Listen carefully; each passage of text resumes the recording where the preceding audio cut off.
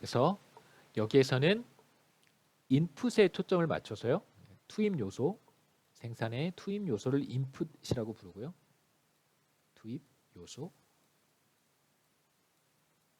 투입 요소에 초점을 맞춰서 투입 요소가 어떻게 생산된 재화, 그러니까 산출량으로 이어지는가를 보여주는 것이 사실 이제 생산함수죠. 프로덕션 펑션 경제학 원론이랑 미시 거시에서 여러분 다 배우셨을 거라고 생각합니다. 그래서 인풋에 대한 이야기를 할 텐데, 인풋 생산함수에서 인풋이라고 하는 것은 바로 생산 요소죠. Factors of Production을 우리가 생산 요소라고 하고요. 그러니까 굳이 인풋과 Factors of Production을 구분하자면, 인풋은 그냥 굉장히 일반적인 단어잖아요.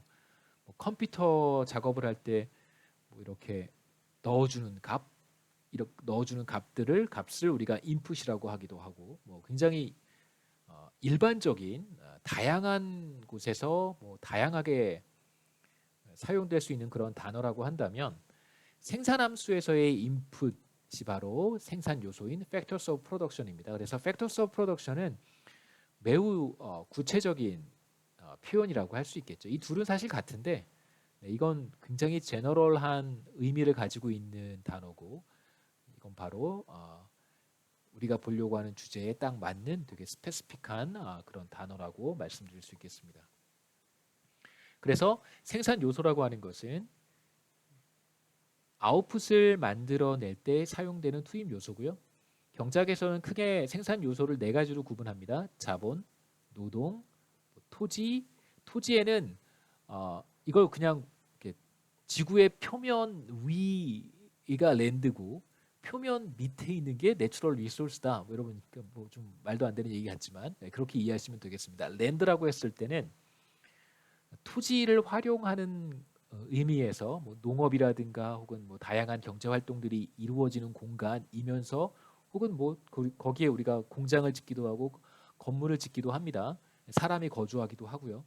그러한 로케이션의 의미, 그 다음에 직접적으로 농업 활동을 할 수 있는 혹은 축산업 활동을 할 수 있는 공간으로서의 의미 더하기 그 밑에 있는 내추럴 리소스까지 포함한다고 생각하시면 되고요.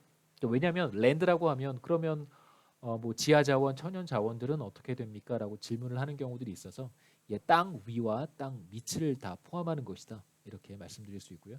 그 다음에 이제 네 번째 또 하나 포함하는 것은 기업가 정신입니다. 기업가 정신. 스티브 잡스, 바로 대표적인 빌 게이츠와 스티브 잡스가 바로 네 가지 생산 요소 중에 이제 하나라고 할 수 있겠죠. 워렌 버핏을 얘기할 수도 있겠습니다만 기업가 정신.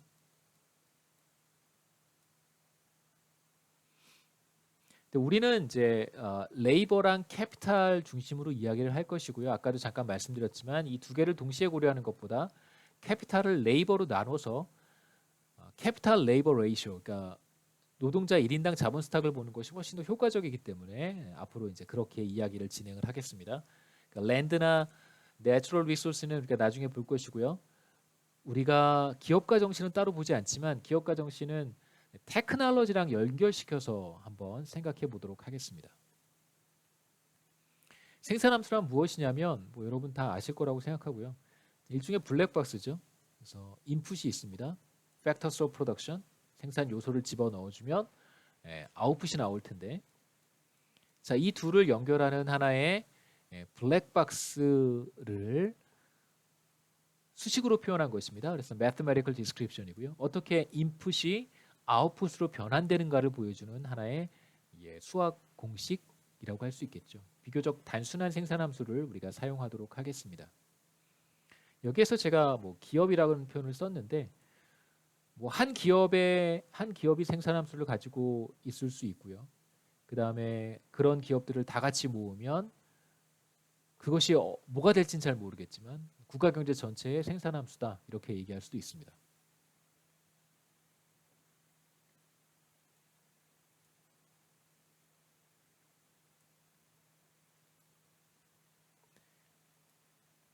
여러분 익숙한 생산함수의 모습이고요. 세로축의 변수가 바로 1인당 산출량.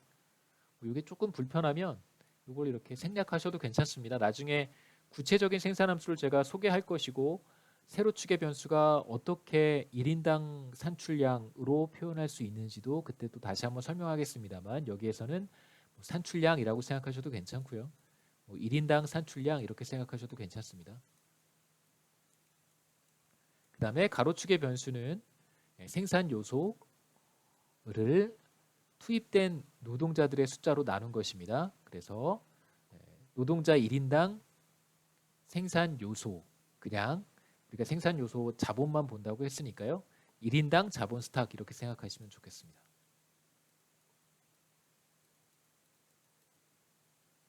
뭐 1인당이라는 표현도 조금 부담스럽다면 그냥 이렇게 자본, 우리가 생산 활동에 자본만 투입한다.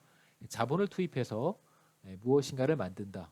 뭐 스마트폰을 만든다. 이렇게 생각해 볼 수 있겠죠. 물론 스마트폰 생산 과정에 노동이 투입되긴 합니다만 노동을 우리가 한번 생략해 본다면 생산함수는 보통 우리가 이런 형태로 그립니다.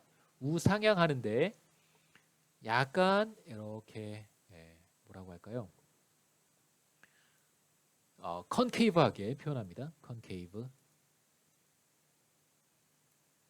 그래서 1인당 자본 스탁이 늘어나면 혹은 뭐 그냥 자본 스탁이 늘어나면 산출량이 늘어나고요.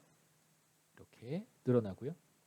그 다음에 또 하나 중요한 성질은 우리가 생산함수에서 가정하는 두 번째 중요한 성질은 자본을 적게 투입하고 있을 때 이만큼 자본을 투입하고 있을 때 자본 투입량을 이렇게 늘렸습니다. 이만큼 늘리면 추가로 늘어나는 산출량이 바로 이 차이가 되겠죠. 이게 바로 추가로 늘어나는 산출량입니다.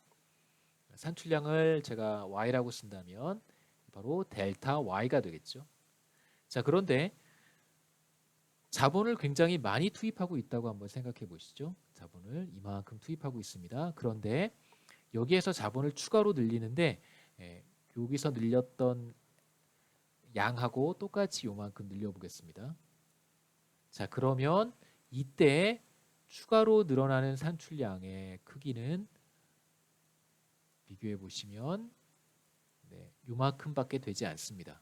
델타 Y라고 써보면 델타 Y1, 델타 Y2라고 한번 해보죠.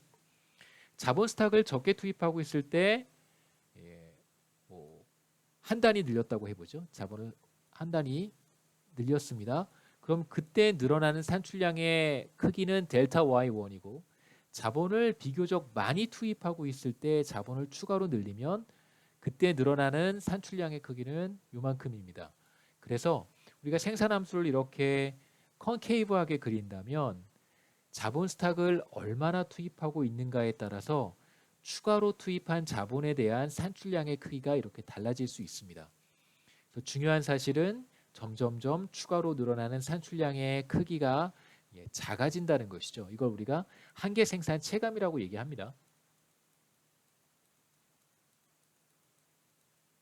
그래서 우리가 사용하는 생산함수의 두 가지 중요한 성질은 다음 슬라이드에서 제가 말씀드리겠습니다. 한계 생산 체감이라고 우선 말씀을 드리고요.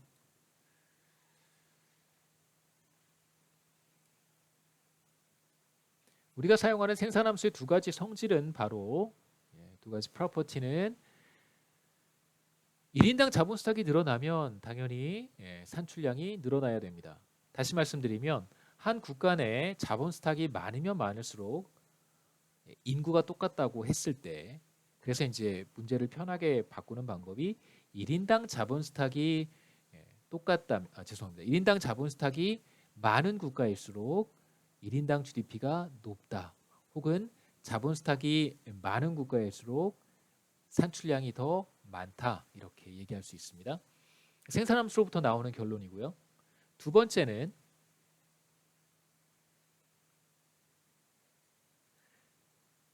투입 요소, 그러니까 1인당 자본 스탁 혹은 자본 스탁이 많으면 많을수록 늘어나면 늘어날수록 추가로 늘어나는 산출량의 크기가 점점점 줄어든다. 한계 생산이 체감한다. 이런 말을 여기에서는 뭐라고 표현했냐면 1인당 자본 스탁의 양이 늘어나면 늘어날수록 생산함수는 더 플랫해진다, 평평해진다 이런 뜻입니다. 생산함수가